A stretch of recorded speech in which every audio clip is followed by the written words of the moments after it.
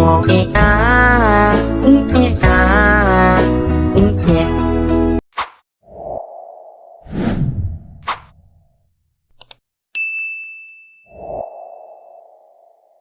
bangun, dia berdiri, terus bukannya dia mulai beres-beres kamar, dia malah berlari. Nah, macam mau ke kamar mandi itu loh, sendirian. Creepy kali gak sih kalian tiba-tiba ngeliat kayak gitu? Cahaya yang keheran cuma bisa, ini ada apa nak ini nih? Wassalamualaikum warahmatullahi wabarakatuh. Terima kasih sudah klik video ini. Sudah masuk di malam Senin, itu berarti waktunya aku menemani kalian dengan membawakan satu kisah horor Wawa spesial internasional part 235 dari Jepang. Sebelumnya aku mau nanya dulu nih Wak sama kalian. Apa ada di antara kalian yang pada saat kuliah dulu pernah ikut magang? Atau mungkin bahkan sekarang ada nih yang lagi magang. Kegiatan magang tuh memang seru kali Wak ya. Kita ini bisa belajar banyak hal tentang dunia kerja, dan tentunya kita ini juga bisa mendapatkan banyak pengalaman baru ya kan.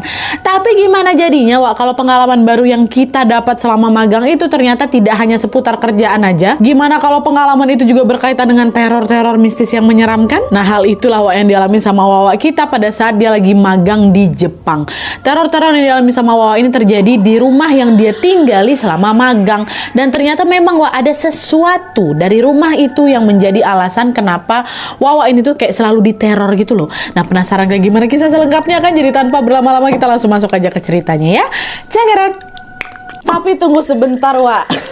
Sebelum aku masuk ke kisahnya, aku mau sampaikan satu informasi penting nih buat Wawa kesayangan aku semua. Karena di sini aku pengen makin deket dan sharing lebih banyak dengan kalian. Aku mau mengundang kalian untuk bergabung di YouTube membership Nadia Omara. Dengan menjadi YouTube memberku setiap bulannya Wak, kalian akan mendapatkan pertama, tambahan satu konten eksklusif dengan experience baru yang tidak biasa. Terus ada kalanya juga nih, konten eksklusif ini bisa menjadi tempat aku dan tim bisa lebih bebas berekspresi lagi tanda kutip, dan juga menyampaikan informasi detail yang tidak bisa kami sampaikan di konten-konten biasanya. Dan selain itu kalian juga akan mendapatkan badges khusus di samping nama aku di YouTube kalian, dan juga nantinya kalian bisa saling komen dengan berbagai emoji khusus khas Nadia Omara Channel. Tapi ini nggak ada paksaan Wak ya, buat kalian yang mau-mau aja. Cara bergabungnya juga gampang sekali Wak. Kalian tinggal langsung masuk ke halaman channel YouTube Nadia Omara, lalu klik tombol join atau gabung. Dan kalau sudah, kalian tinggal langsung melakukan pembayaran melalui dompet digital yang kalian punya. Udah selesai. Selamat bergabung dan selamat menikmati konten eksklusif dari kami di YouTube membership Nadia Omara. Kita tunggu kalian di room members only ya.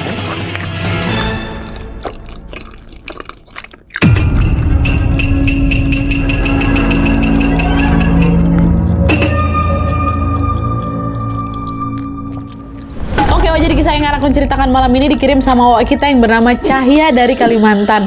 Halo Cahya. Nah, jadi pengalaman horor yang dialami sama Cahya ini terjadi pada tahun 2016 lalu Wak, ketika dia mengikuti sebuah program magang yang ada di Jepang. Nah, program magang ini dilaksanakan ketika Cahya sedang menempuh pendidikan di salah satu kampus yang ada di Yogyakarta dengan mengambil jurusan agribisnis. Waktu itu Cahya nggak sendirian Wak, ada satu temannya dari jurusan lain yang juga magang di Jepang juga, namanya Sari, dari jurusan agroteknologi. Nah, sedikit aja tambahan informasi buat kalian yang mungkin belum tahu Wak. Jadi program studi agribisnis dan juga argoteknologi ini berfokus di bidang pertanian. Makanya ketika Cahya sama si Sari ini magang di Jepang, mereka juga diarahkan untuk belajar dan juga bekerja di ladang pertanian yang lokasinya memang berada di distrik Kawakamimura di Nagano ya. Nah, program magang itu berlangsung selama kurang lebih 4 bulan, dari bulan Juli sampai bulan November tahun 2016. Nah, selama mengikuti magang itu Wak, Cahya sama si Sari ini tinggal di rumah keluarga Takana namanya.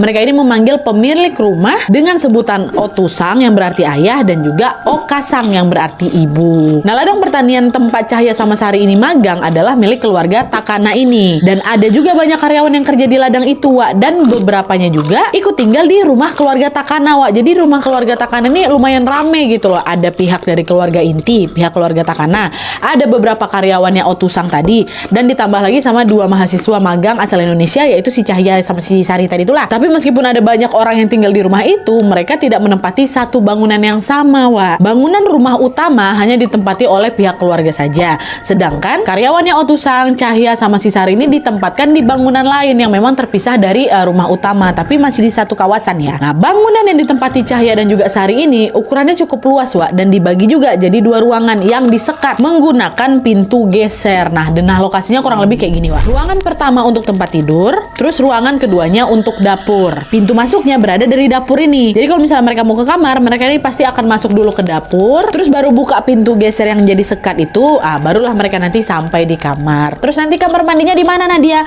Nah, kamar mandinya berada di dalam rumah utama, Wak. Jadi kalau misalnya mereka mau ke kamar mandi, ya udah mereka harus keluar dulu tuh dari kamar, menuju ke dapur, keluar rumah, baru dia ke rumah utama. Kayak gitu ya kurang lebih. Nah, dapur yang disediakan untuk Cahya dan Sari ini, Wak, memiliki fasilitas yang sangat lengkap. Ada wastafel, ada meja makan, microwave, kompor, dan kulkas. Peralatan masak juga semuanya udah tersedia, termasuk bumbu dapur dan juga beberapa makanan fermentasi ada di dalam kulkas, Wak. Nah, nengok hal itu si Cahya sama Sari langsung ngebatin kan, Otusan sama Okasang ini baik kali ya. Selengkap ini loh fasilitas yang mereka siapkan, sampai bumbu dapur sama bahan makanan juga ada di dapur ini gitu. Nah, dengan semua fasilitas yang tersedia tadi, Wak, Cahya sama Sari ini pun bisa tinggal di sana dengan nyaman. Hari pertama mereka magang, mereka jalani dengan lancar-lancar aja, Wak. Lalu memasuki malam kedua mereka menginap di sana. Disinilah dia baru mulai kejanggalan terjadi nih.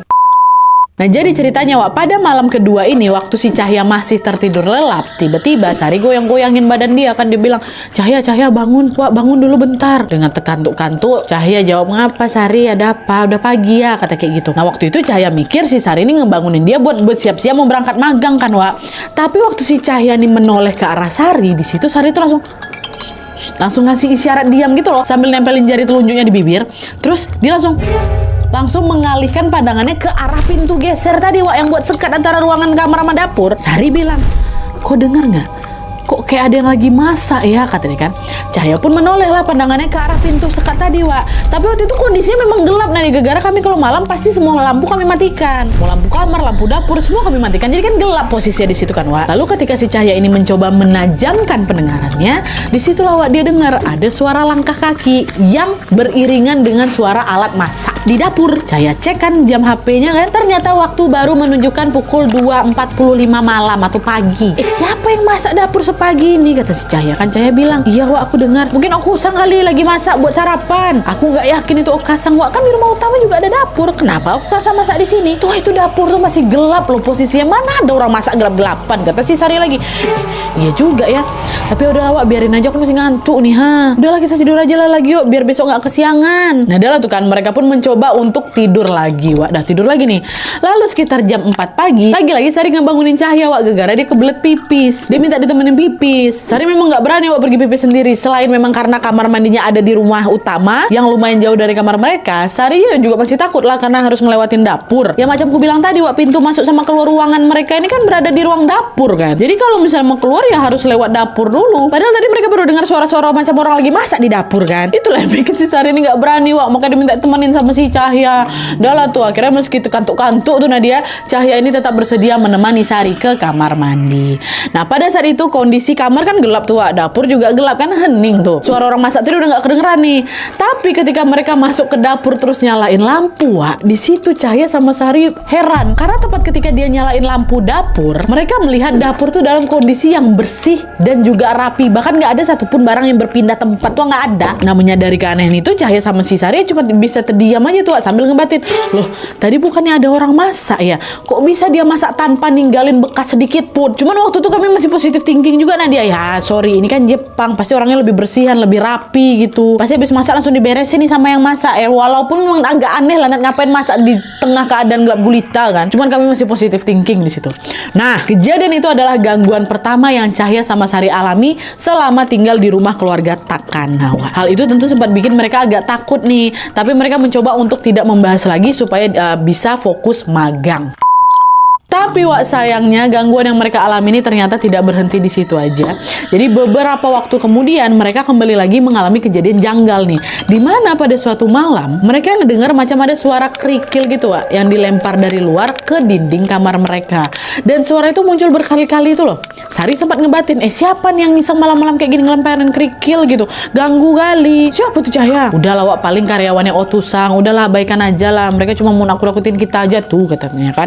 Nah, lagi-lagi lagi Cahaya sama si Sari pun memilih untuk tidak ambil pusing Wak di sini. Mereka masih mencoba positive thinking kalau yang masak di dapur kemarin itu ya Okusang, dan yang iseng ngelempar kerikil itu ya karyawan-karyawannya Otusang tadi itulah. Yang kan memang juga tinggal di sana kan, cuma beda kamar. Nah, tapi anehnya suara seperti orang yang lagi masak di dapur dan suara kerikil yang dilempar ke kamar mereka itu Wak, nggak cuma sekali terjadi itu aja. Masih sering muncul di beberapa malam selanjutnya. Jadi per berapa malam sekali pasti ada lagi. Akhirnya untuk menenangkan diri, mereka berdua ini pun bilang kalau memang masih sebatas gangguan-gangguan suara-suaranya nggak apa-apa lah. Selagi nggak nampakkan atau apapun ya udahlah, abaikan aja kata mereka. Udah Wak ya kayak gitu aja. Kalau memang masih suara-suara ada, tenang aja lah kita pokoknya. Semoga nggak ditampakin kata mereka berdua nih kan. Dah. Nah dah tuh, Cahaya sama Sari pun kembali melanjutkan aktivitas magang mereka seperti biasa. Tapi beberapa hari kemudian gangguan yang meneror mereka ini jadi makin intens Wak. Dimana pada suatu malam ketika Cahaya dan Sari ini sedang tertidur pulas, jadi antara sadar nggak sadar gitu, Cahaya ini ngerasa seperti ada seseorang yang duduk di samping kepalanya Wak, sambil dia elus-elus rambutnya kan. Nah karena waktu itu Cahaya ini masih ngantuk kali ya, kira udah diabaikan aja, cuma terasa nah dia macam dia elus-elus gitu kepala. Yang ada aku makin tidur pulas lagi gara-gara dia elus gitu kan. Nah tapi dia bangun lah ini jam 4 pagi karena memang dengar alarmnya berbunyi ya kan. Lalu pada saat si Cahaya ini mematikan alarmnya, di situ dia baru sadar, tadi tuh ada yang ngelus-ngelus rambut aku. Siapa ya? Apa jangan-jangan si Sari? Atau aku mimpi? Tapi kalau yang tadi tuh Sari, ngapa pula dia ngelus-ngelus kepala aku tengah malam kayak gitu? Kurang kerjaan kali, kata si Cahaya. Nah, meski keheranan, Cahaya pun mencoba untuk mengabaikan pikiran itu, Wak. Dia pun segera beranjak bangun di tempat tidur ya kan. Dia mau beranjak bangun, mau beres-beres kamar. Cahaya ini orangnya memang morning person, Wak. Jam 4 pagi dia pasti udah mulai beraktivitas. Sari kawannya juga kayak gitu, sama-sama terbiasa bangun pagi. Tapi waktu si Cahaya ini mau ngecek Sari udah bangun apa belum, Wak, di situ Cahaya terkejut ketika dia melihat si Sari udah duduk, Wak. Udah dalam kondisi duduk sambil menatap tajam ke arah si Sari. Cuma kan dia berkerut. Nah dari ekspresinya terlihat jelas kalau si Sari kan macam orang lagi keheranan kan. Pertama aku biarin aja waktu dia giniin aku. Kalau diginiin sama temenmu tuh ya kayak apa nih? Sempet dibiarin dulu nih sama si Cahaya kan. Cuman gara-gara dia intens masih juga diikutin si Cahaya kayak gitu. Takutlah aku lama-lama. Apa kok Sar? Kok ngeliatin aku kayak gitu kali? Kata si Cahaya. Kalian tahu Wak, Sari waktu itu cuma diam aja, dia nggak jawab apa-apa. Disamperin Cahaya lagi. Hei Sari kok kenapa? Nah setelah si Cahaya negur dia buat kedua kali ini, barulah di situ Sari itu sadar. Apa? Kenapa? Mau beres-beres kamar ya kata gitu. Tapi nah dia yang bikin aku makin merinding lagi. Dia udah ngomong kan kayak ngomong Sari biasa kan. Abis itu dia bangun, dia berdiri. Terus bukannya dia mulai beres-beres kamar, dia malah berlari. Nah berlari dia keluar kamar lewat dapur, macam mau ke kamar mandi itu loh sendirian. Padahal seperti yang sudah aku bilang tadi, Wak, biasanya kan Sari ini minta ditemenin si Cahaya terus kan. Kalau mau ke kamar mandi ini nggak, dia lari sendiri. Creepy kali nggak sih Wak kalau tiba-tiba ngeliat kayak gitu? Cahaya yang keheran cuma bisa melongo, duduk dia sambil nunggu si Sari ini balik ke kamar. Ini ada apa nak nih? Terus nggak lama kemudian Sari balik, Wak. Waktu balik, mereka balik lagi nih melanjutkan membereskan kamar seolah tidak terjadi apa-apa. Didiemin aja tuh sama si Cahaya kan. Walaupun Cahaya udah ngerasa ada yang aneh lah sama kawannya. Nah itu tadi kejadian menyeramkan dari POV-nya si Cahaya, Wak ya. Sekarang kita masuk ke POV-nya si Sari. Ya apa yang dialami sama si Sari. Jadi Wak, di waktu yang sama ketika Cahaya mengalami kejadian menyeramkan tadi, ternyata Sari itu juga ngalamin hal yang sama, Wak. Tapi detail kejadian itu berbeda. Kalau dari POV-nya Sari, pagi itu dia bangun lebih awal dari Cahaya. Cahaya kan bangun jam 4, dia mungkin setengah 4 lah baru bangun kan.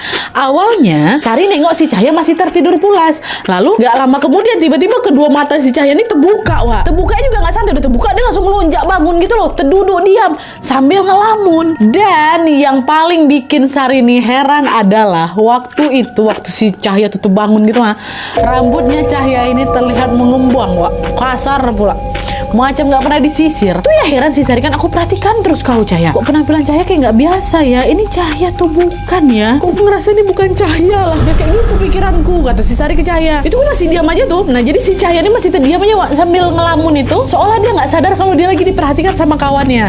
Lalu Cahaya ini tiba-tiba menolehkan pandangannya ke arah si Sari. Barulah dari situ Sari dibangun dari tidurnya, baru dia ngibrit ke kamar mandi sendirian, Wak. Terus waktu dia balik lagi ke kamar, baru dia nengok Cahaya sudah kembali normal seperti biasanya, rambutnya udah nggak ngembang yang macam biasanya. Jadi waktu si Cahaya ini bangun duluan, yang ditengok sama si Sari itu Cahaya tuh ya kayak gitu mengembang apa rambutnya. Padahal kalau misalnya dari POV-nya Cahaya yang dia tengok, si Sari yang terduduk tak heran kan? Dia malah heran nengok si Sari ngibrit sendirian ke kamar mandi. Padahal Sari itu kabur gara-gara nengok si Cahaya ini ada nggak betul lah gitu, Wak. Nah, adalah kan, setelah mengalami beberapa kali gangguan di situ, Cahya nih sama si Sari jadi mikir, ini kenapa gangguannya selalu terjadi waktu kita lagi di rumah ya? Padahal di tempat lain tuh aman-aman aja loh, Nat. Ini apa jangan-jangan rumah keluarga Takana ini angker nih? Nah, selama seharian bekerja di ladang itu, Cahya sama Sari ini terus kepikiran sama hal itu, Wak. Tapi mereka lagi-lagi berusaha menepis pikiran buruk itu supaya mereka bisa fokus magang lagi. Nah, terus sore harinya ketika pekerjaan di ladang sudah selesai, Wak, hujan deras turun. Jadi mau nggak mau si Cahya sama si Sari ini pun harus berteduh dulu lah di pondok kecil yang memang berada di samping ladang, nggak bisa langsung balik ke kamar nih. Nah, waktu itu mereka nggak cuma berdua aja, Wak. Adalah itu beberapa karyawan-karyawannya Otusang yang juga lagi berteduh di sana. Tapi karena mereka ini udah kecapean, jadi mereka yang cuma hanya saling diam aja lah gitu sambil menunggu hujan reda. Jadi nggak ada yang ngobrol nih satu sama lain. Nah, terus untuk mencairkan suasana, Nadia, dengan nada bercanda dan sedikit tertawa, Cahya iseng lah ngomong gini, kawan-kawan, ngomong-ngomong itu rumahnya Otusang tuh angker ya, kata dia kayak gitu. Mancing si Cahya ini, Wak. Nah, mendengar pertanyaan Cahya, karyawannya Otusang yang bernama Ayato langsung noleh, ditatapnya wajahnya siapa nih, wajah Cahya dengan serius kan. Dia balik nanya ke si Cahya, Wak, emangnya kenapa Cahya? Apa terjadi sesuatu, katanya?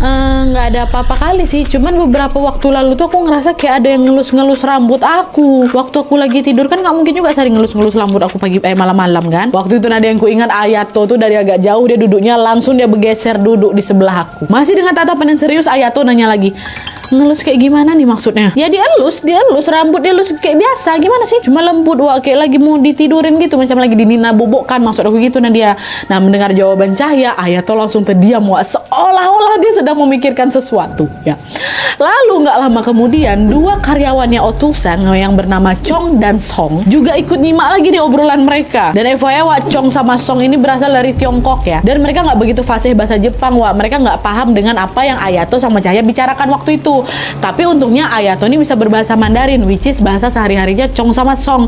Akhirnya Ayato inilah yang menceritakan kembali kejadian menyeramkan yang dialami sama si Cahya menggunakan bahasa Mandarin ke si Chang sama Song. Nah, setelah Ayato selesai bercerita itu, Chong sama Song ini langsung saling tatap, Wak, dengan pandangan cemas.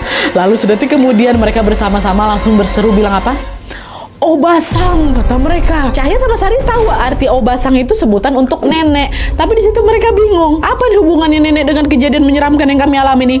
Ada apa? Di rumah keluarga Takana juga nggak ada nenek-nenek, Nadia. Selama kami tinggal di sana juga kami nggak pernah ketemu sama nenek-nenek. Nih jadi ini maksudnya apa nih? Kenapa Chong sama Song tiba-tiba nyebut obasang? Di tengah kebingungan itu, Cahya sama Sari nanya lagi, maksudnya apa? Apakah ada sesuatu yang berkaitan dengan obasang? Kata mereka kan. Dan mendengar pertanyaan itu bukannya memberi jawaban yang jelas, Wak, Ayato tadi tuh malah bilang kayak gini, kayaknya aku perlu nyampaikan hal ini ke Otusang lah. Semoga kalian baik-baik aja ya, katanya. Nah, ucapan si Ayato tadi lagi langsung bikin Cahya sama Sari kebingungan juga lah. Tapi karena mereka tuh nggak enak kalau mau nanya lebih jauh lagi, Wah, akhirnya udah kami diam aja tuh, Nadia. Dan cuma, oh ya, udah oke deh Ayato gitu. Dah kan, setelah hujannya reda, mereka pun segera beranjak pulang, Wah. Sesampainya di rumah, Cahya terlebih dahulu membersihkan sepatunya yang memang lagi kotor karena terkena lumpur dari hujan tadi. Sementara Sari langsung masuk tuh ke dalam kamar, masuk duluan dia. Nah, pas Cahya lagi bersihin sepatu itu, tiba-tiba Okasang ya datang ini ke si Cahya sambil bawain piring kecil berisi garam. Lalu tanpa basa-basi Okasang langsung ngomong kayak gini, Cahya, garam ini letakkan di dekat kepalamu ya waktu kamu tidur. Semoga ini bisa membantu, kata Okasang kayak gitu kan. Ini untuk apa, Okasang? Sudah, letakkan saja di dekat kepalamu saat kamu tidur supaya kamu terlindungi. Oh iya, oke, baik, makasih banyak ya Okasang, kata gitu. Udah, Okasang pun langsung beranjak pergi, Wak, langsung masuk dalam rumahnya. Di saat yang sama Cahya masih terdiam sambil memandangi piring yang berisi garam itu, Wak. Terus nggak lama kemudian Ayato, karyawannya Otusang yang tadi ngobrol sama Cahya dekat pondok tuh, tiba-tiba datang juga. Baru di situ Cahya nanya, Ayato, kenapa Okasang tiba-tiba ngasih aku garam ini ya? Ayato jawab, tadi aku udah cerita kok ke Otusang sama ke Okasang juga tentang kejadian yang kamu alami. Terus mereka juga sempat manggil pemuka agama setempat tadi buat datang ke rumah. Garam yang kamu pegang itu udah dibacain mantra untuk menangkal hal-hal jahat yang ada di sini. Semoga setelah ini tidurmu lebih nyenyak lagi ya, kata Ayato kayak gitu. Nah, waktu aku denger jawaban si Ayato, nggak enak langsung aku sama si Okasang, langsung nggak enak dia sama keluarga Takana, Wak. Dia tuh nggak menyangka kalau celutukan isengnya tadi itu sampai ngebikin keluarga Takana ini memanggil pemuka agama ke rumah mereka dan membuatkan ya semacam jimat kayak gitulah untuk dia. Jadi nggak enak aku sama dia, Jadi macam udah ngerepotin keluarga Takana kan, Wak. Dan untuk menghargainya, Cahya pun menjalankan instruksi dari Okasang tadi, Wak. Ya udah, Cahya pun ditaruhnya lah piring berisi garam tadi di dekat kepalanya waktu dia mau tidur. Dah, aku taruh aja, Nadia. Nah, di hari-hari berikutnya Wak Cahya sama Sari terus melanjutkan kegiatan magang seperti biasa, sampai akhirnya pada suatu hari mereka diberitahu oleh pihak keluarga Takana kalau besok semua kegiatan di ladang akan diliburkan. Alasannya karena besok akan ada acara keluarga Takana yang akan diadakan di rumah keluarga ini. Ya, dah keesokan paginya nih waktu hari acara, waktu Cahya sama Sari itu keluar kamar, mereka nengok ada banyak sekali orang yang mulai berdatangan ke rumah itu. Cahya sama si Sari tahu kalau mereka ini pasti keluarga besarnya Otusang dan juga Okasang. Tapi yang bikin aku sama si Sari itu heran Nadia, kenapa semua orang yang datang itu pakai baju serba hitam? Katanya kan acara keluarga. Ini apa mungkin dress code-nya pula memang serba hitam nih? Ini acara apa nih harus pakai baju hitam gitu? Nah, Cahya sama Sari hanya bisa memperhatikan mereka dari jauh hingga acara itu selesai pada sekitar jam 2 siang. Sampai semua orang pergi dari sana, Wak Cahya sama Sari ini masih nggak tahu sebenarnya itu tuh tadi tuh acara apa. Lalu keesokan harinya ketika mereka udah masuk magang lagi nih, ya kan, iseng lah Cahya nanyalah ke karyawannya Otusang. Dia bilang, kemarin tuh acara apa sih kok semua orang pakai baju hitam? Nah, dengar pertanyaan itu, Ayato yang waktu itu juga ada di sana malah langsung noleh. Yang ditanya bukan Ayato tapi cuman Ayato nih dengar pertanyaannya si Cahya ini. Dia langsung menoleh ke karyawan Otusang yang lagi ditanya sama si Cahya. Terus selama beberapa detik kawan yang ditanya sama si Ayato ini saling tatap. Terus Ayato tuh tiba-tiba gini, kayak ngasih isyarat gitu, isyarat persetujuan kan biasa kayak gini seolah itu tuh informasi yang nggak usah disampaikan ke Cahya sama Sari tapi karena Ayato udah kayak ngasih persetujuan kayak gitu, barulah si kawan ini ngomong, kemarin itu acara peringatan katanya. Peringatan apa? Peringatan untuk orang yang sudah meninggal Cahya. Setelah 40 hari sejak seseorang meninggal, orang-orang akan berkumpul dan mengenangnya untuk mendoakannya. Kata dia kayak gitu. Loh, emang siapa yang meninggal nih? Keluarganya Pak Takana? Iya, ibunya Pak Takana. Kami manggilnya Obasang, kata. Ya Allah, astagfirullahaladzim. Dengar jawaban itu aku sama Sari langsung terdiam lemas lah dia. Mereka langsung teringat lagi nih dengan ucapan si Chong sama Song kan beberapa waktu dia bilang apa? Waktu Cahya cerita ke Ayato kalau mereka diganggu, tiba-tiba Chong sama Song kan nyebut hal yang sama kan, Obasang. Dan ini apa jangan-jangan gangguan yang selama ini terjadi ada hubungannya nih sama Obasang ya kan? Nah, melihat Cahya sama Sari yang speechless di situ karyawannya Otusang ini pun langsung menceritakan semuanya. Nah, inilah dia inilah alasan dibalik semua gangguan yang selama ini neror mereka berdua nih.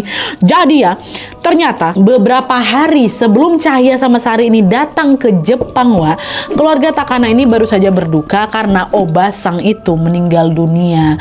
Semasa hidupnya Obasang ini juga tinggal di rumah itu dan dia menempati kamar yang dipakai sama Cahya dan Sari. Semua peralatan masak yang ada di dapur termasuk bumbu dan juga bahan masakan yang ada di kulkas itu tuh milik Obasang. Semua bumbu sama bahan makanan di sana itu masih bagus dan juga belum kadaluarsa karena memang Obasang ini meninggalnya kan juga belum 40 hari kan.